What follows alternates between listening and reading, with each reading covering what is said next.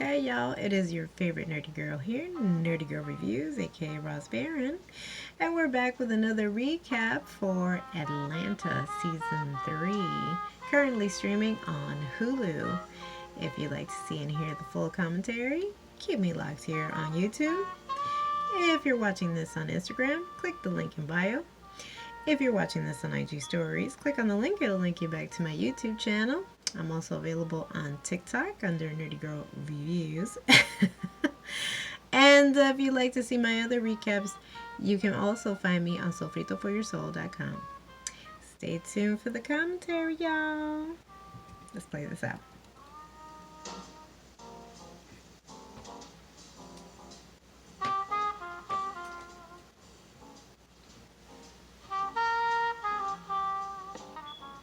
Before we jump into this commentary, tell me how fly these shades are. Again, I'm one of these people that I like particular pieces that stand out, and this show in itself already stands out for that very dolly kind of the promotional pictures and posters that we've been seeing for Atlanta. The way that this show is so well crafted, even down to the promotional ads that we see, I give that entire team just a standing ovation because they really do a phenomenal job on that show. I'm very reminiscent of Insecure. Again, another black, positive show, creative as all hell, well crafted, incredible talent, production in front of camera and production, and these incredible pieces that you will find on that show. So, but yes, I just do want to make a comment of how cute are these, and I'll use these for another, either some Halloween inspired thing, but stay tuned for that. Now let's jump into the last 3 episodes of season 3 of Atlanta. And like I've mentioned, everything's so well crafted. We're listening to Chet Baker, "'Tis Autumn." You can Google every song and track featured in the last 3 episodes, and again, everything is hand selected, goes perfect with the storyline, and it's really groovy. Really, like whoever is choosing the soundtrack to each season has impeccable taste, and if it's Donald, again, I wouldn't be surprised. So I just want to make a few mentions here. We're talking about Atlanta, and if you haven't watched the show, then are you living under a rock? Because it's like one of the greatest shows out there currently on FX, and then it streams on Hulu. Our cast, Ern, whose full name is Ernest, played by Donald Glover. We have Alfred, Paperboy, played brilliantly by Brian Tyrese Henry. The character of Darius is played by Lakeith Stanfield, who's done an incredible job too. He was in Get Out. He's done a number of films. Sorry to Bother You. I mean, that's another like that movie in itself is so jarring. You have to watch it, and it's also currently streaming on Netflix, I think. Yes, I believe it's Netflix. Zazie Beetz, who plays Vanessa. Chris Davis, who plays Tracy. Ex-con, semi quasi cousin, which really isn't a cousin. It's just that they all know each other. But I don't think he's in this season. And just an incredible cast where they've incorporated other comedians. Season 2, I really think that season 2 needs its own review, and the way that season popped off with Cat Williams and the alligator, that needs a review of itself. And not to mention, I think it's episode 5. It's episode 6 from season 2. That you would say, well, what was the point to that episode? That was so like out of left field. And that's what I love about this show, because it really breaks out of the norm of these particular characters. The characters are still very much involved in the episode, And sometimes no, because that's what we have with the opening for season 3.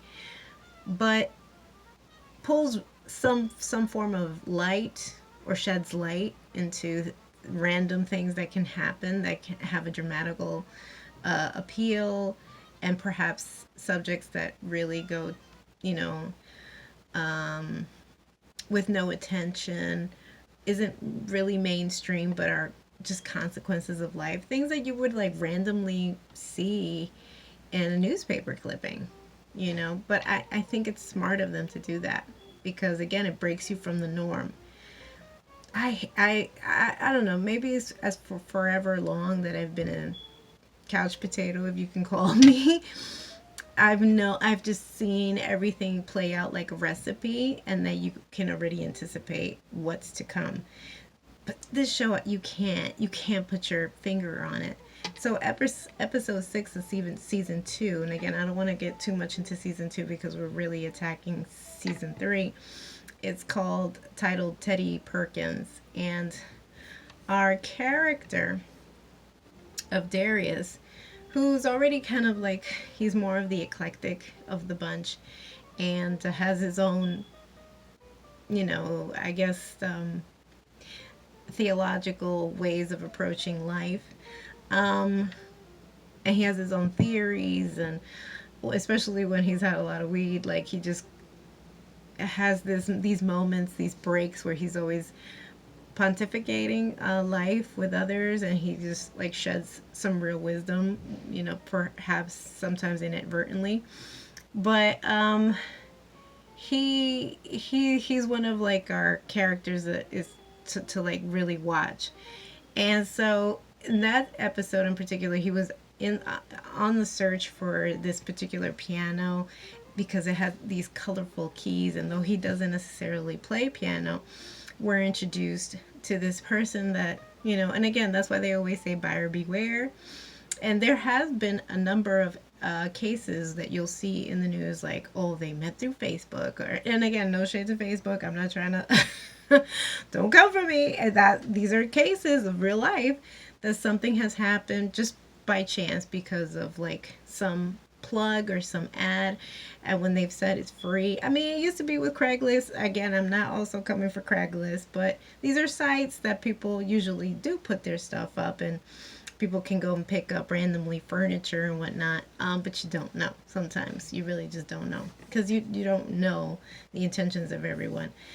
And Darius, goes far into the South, as you can see by like the Confederate flag cap, baseball cap that he picks up at some like local gasoline station. You can already see what you're dealing with. And when we're met with this character who looks very reminiscent of Michael Jackson, and his backstory is very kind of like Michael Jackson. It's not Michael Jackson per se, but there is a slight eerie comparison, and you could say it mimics somewhat. Somebody who was a musician who didn't have much of a childhood. The father was pressed to make that person a star. That they do achieve it, and unfortunately, it came at the cost of his childhood and a lot of physical abuse. And so, but you see that there's something going on between him and his brother, who what we're to suspect has vitiligo, but we were under the impression that it's the character that Darius meets. And the demise, the way that that episode ends.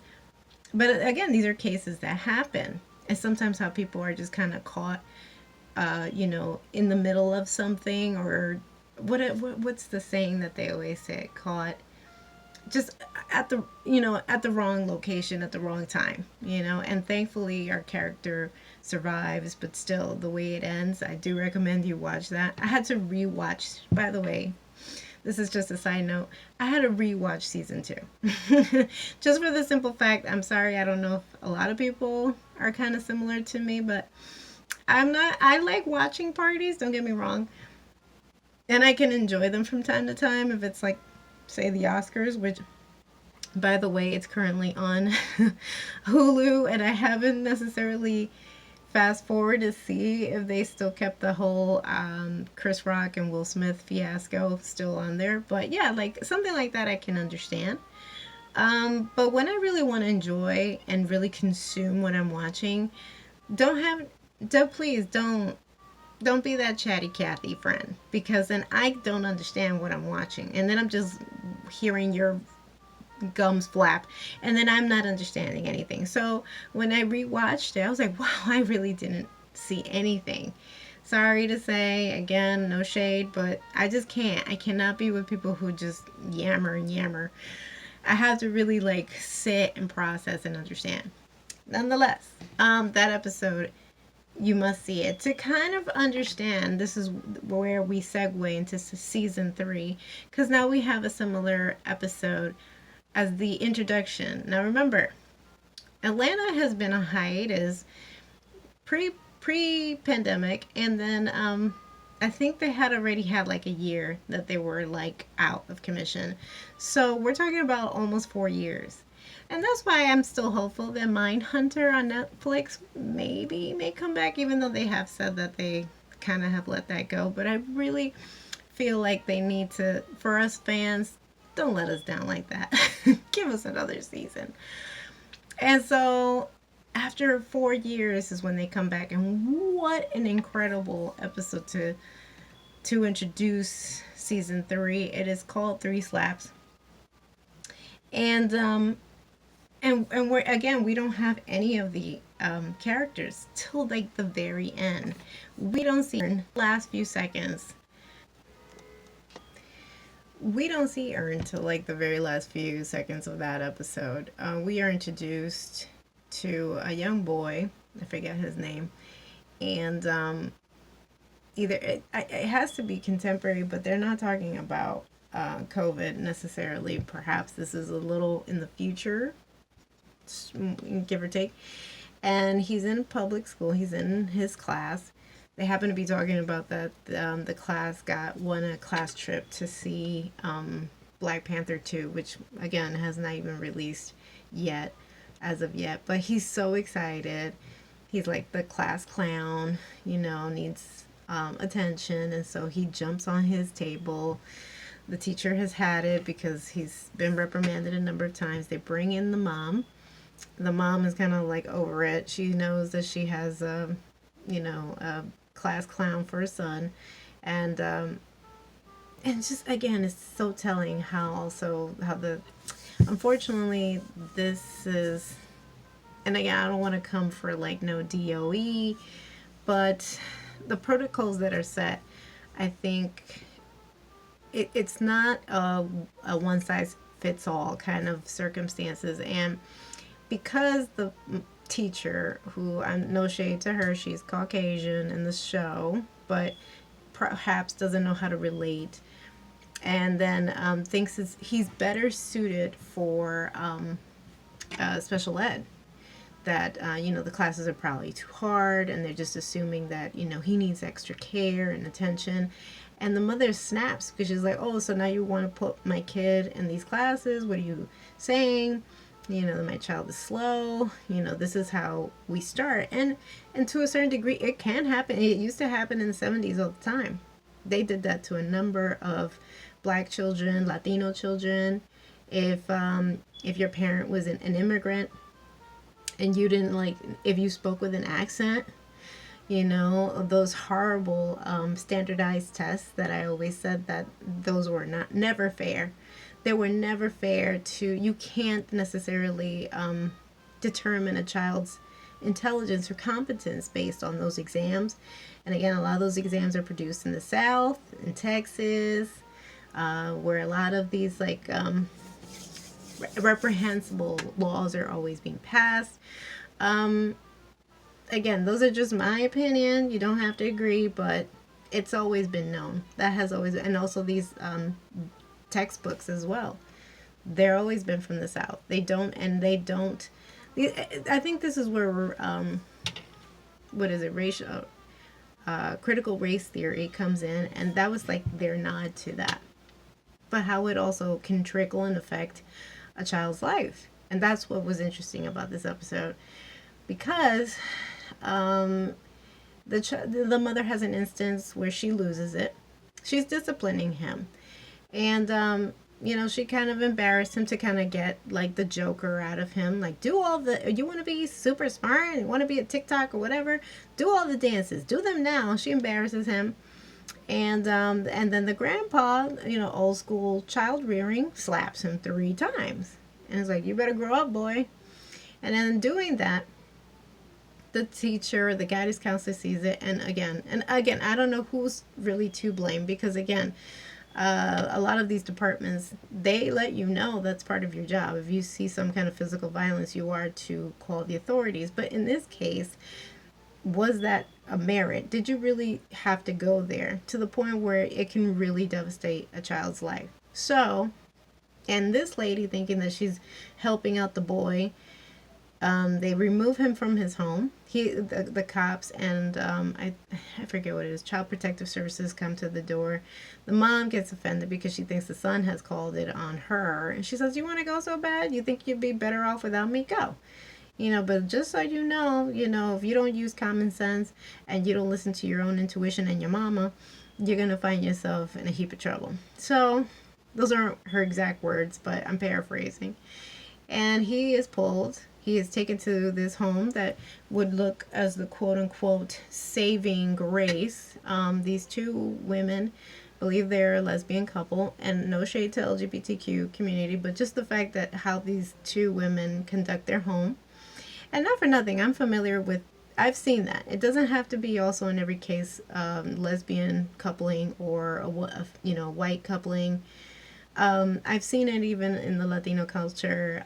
Some people taking in kids from foster care as a business. They don't necessarily, are they going to be of the nicest, not in every case. And I'm not generalizing, but for certain people, they see it as a business. These 2 women want to go into some kind of like free, I don't know, clean eating kind of circumstance. They don't put seasoning in their food. They don't put salt. They microwave their chicken, which I don't even think that's healthy. I think it's not really well prepared. The chicken, if anything, looked like it was raw. They were feeding it to a number of other children. And then they have a kombucha company that they were pushing out, and that they would always sell at like farmers markets. They weren't making enough money, and they had the children working in their backyard and on their business as if they were slaves. And if they complained, they kind of like would kind of make them, they would kind of scare them somehow, or refuse to give them food. One woman in particular, which I forget, she's a great actress, and she was in Lovecraft Country as well, but this is the second time I've kind of seen her in this like villainous portrayal. Her character's name is Gail, and I think her partner's name is Amber, and yeah, she her real name is Jamie Newman. Phenomenal actress, and she's just very cold, not to the point where she's like scary, but in a way, yeah, because the way she talks to the children, she's just like, she didn't even like, once we see our character be introduced to the other children in this grouping, it's like, so do I call you mom? And she was like, call me Gail. She was very cold and distant with him, and again treated it as a business transaction when it came to the kids. And then even down to the food, the child that's now introduced into this family, I think, what is his name? He's like, well, why is the dog eating a hamburger and we're eating this? And then she was like, well, no, that wouldn't be fair to the dog. The dog can eat that. And you're like, what? I'm starving. A lot of the time they were kind of like probably getting even food poisoning. He tries to escape a number of times, but nobody like takes him serious. Nobody takes him serious. The authorities don't take him serious. And there's just like no means for escape. But he knew something was up, especially when it came to the point where they go out into the woods. They release the dog. I think they're running out of money. And they release the dog into the woods. They have a whole dramatic scene. And something clicked for him because he knew something was up. In fact, he even asked Amber, like, where are we really going? and she kind of semi hints to what was going to happen. So he had an idea, he had an inkling, and he was smart enough that while they were having that moment with the dog, which honestly, they have more love for that dog. And I can't tell you, I think that's a nod to what we were seeing when we saw that atrocity that was the last administration and putting children in cages, and how people were okay with that, that they would prefer to see children just because they were from other countries and were immigrants, to see them in cages in their own filth, than they would treat dogs like that. It gives you perspective of what you are watching. Amazing what they crafted in this episode. And so while they're having that private moment, he let all the kids out from that minivan that they were all riding in, and he still kind of like layered up so it make it seem like they were all still under their blankets and whatnot. And then they have like this odd moment where it looks like something straight out of Thelma and Louise, like they were gonna like drive into the sunset and go over a cliff, go over the bridge, some bridge that at the very beginning there were talks about it being haunted, because before that property, which I think that was a nod to, like a nod to, I believe they call it Black Wall Street. You can Google this information. And in Tulsa, and it was around the Tulsa Race Massacre, where it was a community of black people who had attained wealth, and that's why there's talk about reparations as well, because of that massacre. A number of people died. So there is like some kind of introduction, but not necessarily like actual names or actual facts. It's just kind of hinted at. When there's like some like boat ride at the very beginning of the episode, there's a boat ride between two fishermen boating late at night and talking about how under the water that there had been a whole town that had, like, not that they had drowned, but they had suffered something, and then just, with evolution, all of a sudden there was just water. And funny how that these two white women thought that it was a good idea to just drive off the bridge. And with the children with them. How selfish. But thankfully, our character wised up, listened to his mama in his head, and was able, and as they were about to just drop into the water, they realized, I think they called out for him. They called him Larry. I think they kept calling him Larry because his name was too long to pronounce. And they see that he wised up. He knew what they were doing. He drops out into the concrete, onto the road, and they straight nosedive into the water. They die. And then, of course, the reports soon after, they find the children, and they seem like as if like they really cared for those children. No. If it wasn't for that kid, they would have all drowned, him included. He walks back home, and his mom accepts him, like, are you ready? You ready to come back home? And they have a nice, moment between mother and son. And then, like, it just automatically, like, zooms in. He's eating spaghetti, because that was his favorite dish that his mama would make. And he's eating spaghetti at the dinner table, and the camera pans to his face. And then we just realize that our character could have been dreaming the whole thing, could have just been something in his self-conscious, something looming. How many times have we seen things on the news and it just by chance happens to emerge in our dreams? But then we are hit back with Ernest, and we pick up from where we left off season 2, which again, now Ern and the boys are on their European leg of Paperboy's tour. But he's like in bed with some random girl that he doesn't, I think she's German or something. She can't speak the language. They're just hooked up, and then he can't find his pants or his underwear or belt. And he has to get to, I believe, the airport, because he has to transition to another country, because that's where Paperboy will be performing. It's crazy. But, what does that tell you about the context of what I'm telling you? And that's just the first episode. And even the way that's season 2, that's what I'm saying. I think I need to do my own, like, something separate, because I think season 2 deserves all the love and care. Because the way season 2 ended too, and it tells you how people operate.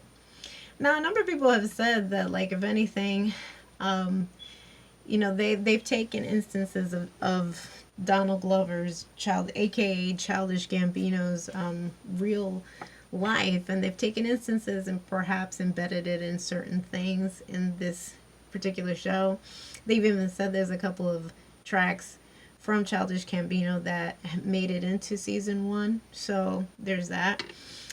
But it's just wild and crazy that I wouldn't put it past people's experiences on the road being so dramatic that it deserves its own TV viewing or TV show like this show. Season 2, season 3 of episode 2 is called Santa Claus is Coming to Town, which sounds very much like Santa Claus is coming to town. Santa Claus, again, you can Google this of your own accord, is popular in Holland, also known as Saint Nicholas, is dear to the hearts of Dutch children.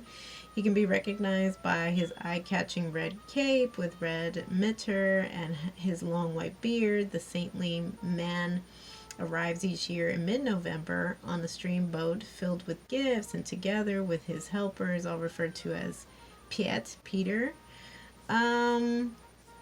The one thing that I will say about this tradition, though, is that they have people walking around in blackface. So, this is with Al Jazeera. Black Pete, or Zwarte Piet, as he is known in the Netherlands, is a holiday tradition dating back to the 19th century that depicts a helper of Saint Nicholas dressed in blackface with an afro wig, large red lips, and golden hoop earrings. Many see Black Pete as a racist symbol, harkening back to the minstrel shows of the United States and the Netherlands' participation in the slave trade. After the death of George Floyd in the U.S., a moment which prompted a global anti-racist movement, Prime Minister Mark Rattle, who himself had defended Black Pete and dressed in blackface, said, "I expect in a few years there will be no more Black Petes." He acknowledged systemic problems with racism in Holland. But a point to be given to the screenwriters for this show, because that was brilliant, because I can't tell you of another show that will showcase how racism exists in other countries. And it's not just Holland. This exists everywhere, even Latin America. I can't tell you a number of times I've seen shows, and people will either be in blackface or brown face and think it's funny, and it's a dig at people who are black and a dig at people who are indigenous. So he highlighted that in this episode as Paperboy was getting ready to perform in Holland, and here's Ern running around trying to get his last laptop that it stayed at some other club, and the embarrassing moment where he's at TSA and he's holding up his pants because his belt is missing, and but they tell him you can't board unless we check you, and you have to let go of whatever you're holding on to. And he's like, I don't have any drawers on, and they were like, they didn't care. So he had to go through the embarrassment of dropping his pants, everybody seeing his business, so just so you can board. And these are actual, like, accounts that I could say. I know a number of people who were road managers, and not particularly that they're going to be showing their business at TSA, but can't tell you how many things you have to go through just to fulfill your job and make sure that that artist gets paid and is happy. It's a lot. It's a lot. So they go through all these trials and tribulations.